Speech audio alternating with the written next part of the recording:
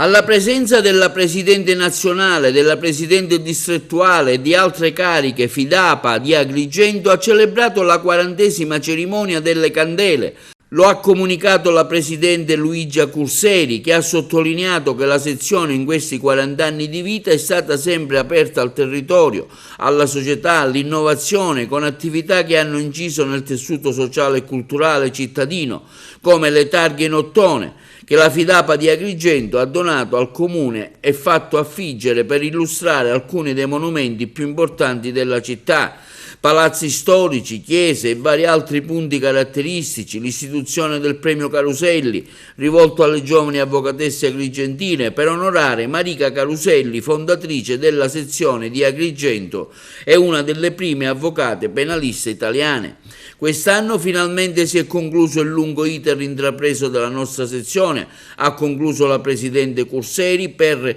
intitolarle una strada, e il Comune di Agrigento a breve apporrà la targa nell'ambito anche del progetto di toponomastica al femminile.